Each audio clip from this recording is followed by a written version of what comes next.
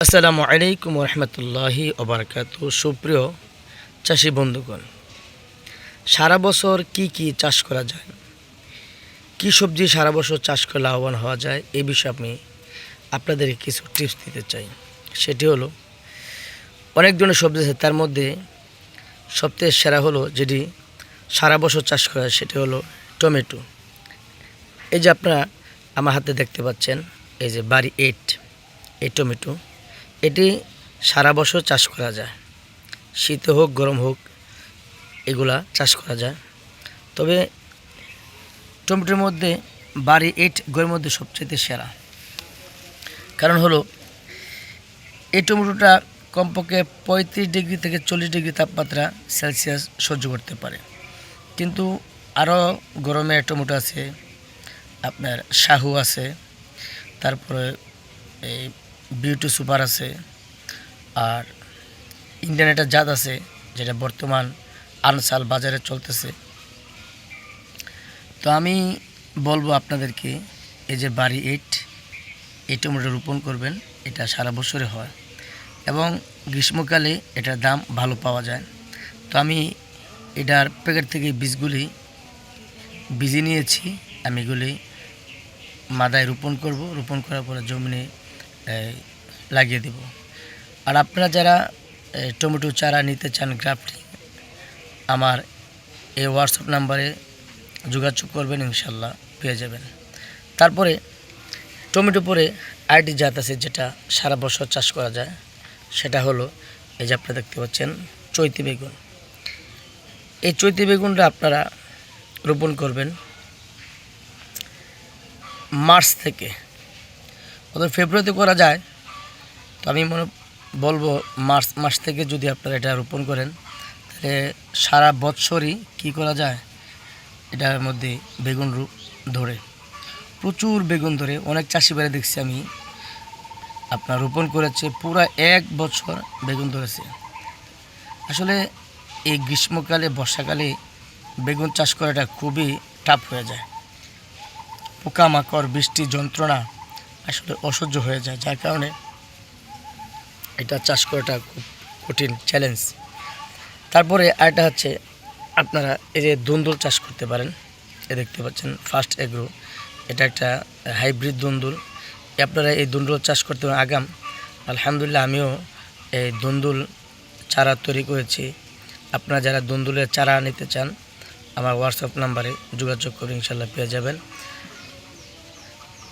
প্রিয় বন্ধুগণ, আমার আগাম সব কিছু আগাম বাজার ধরতে পারলে, আগাম বাজার কিছু করতে হলে আপনাকে অন্যরকম আধুনিক স্মার্ট চিন্তা ভাবনা করে কৃষি কাজ করতে হবে, নতুবা আপনার লসের সম্মুখীন হওয়ার সম্ভাবনা আছে।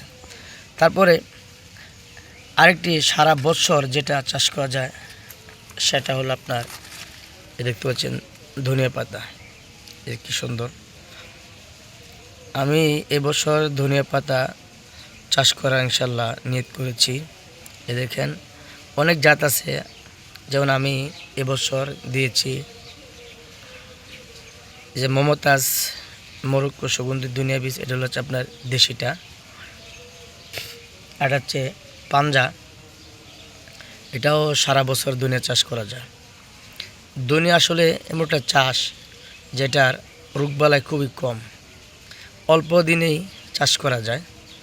আপনারা ইচ্ছে করলেই অল্প দিনেই এই ধনিয়া চাষ করতে পারেন।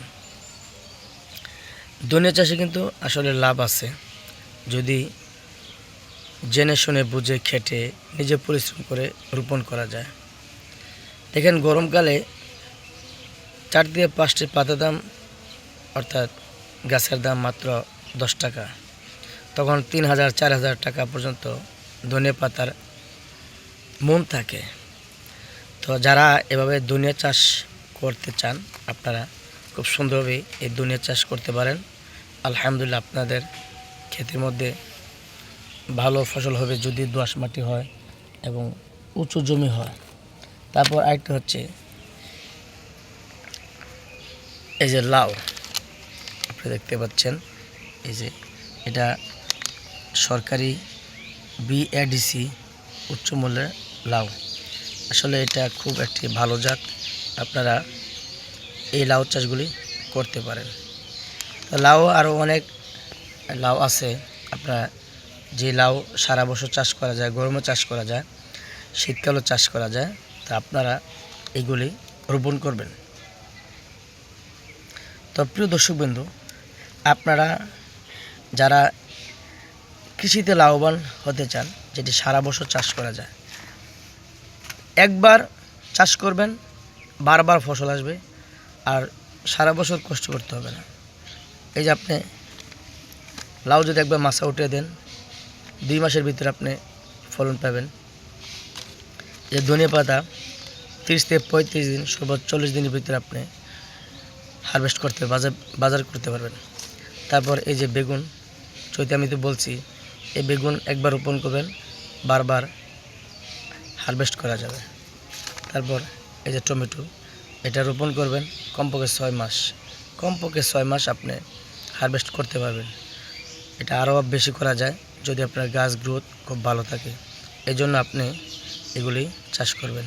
আল্লাহ তাআলা আমাদের সকলকে এগুলি ভালোভাবে চাষ করার তৌফিক দান করুক। সম্মানিত কৃষক বন্ধুরা, যে যেখান থেকে আমার ভিডিও দেখছেন, আপনারা যদি আমার ভিডিওতে নতুন হয়ে থাকেন, আমার চ্যানেলটি সাবস্ক্রাইব করে দেবেন, পাশে বেল আইকনটি অন করে দেবেন, লাইক কমেন্ট শেয়ার করবেন, এবং নতুন নতুন ভিডিও পাওয়ার জন্য আমার এই পেজটি ফলো করে রাখবেন ফেসবুক পেজে। আসসালামু আলাইকুম ওয়া রাহমাতুল্লাহি ওয়া বারাকাতুহু।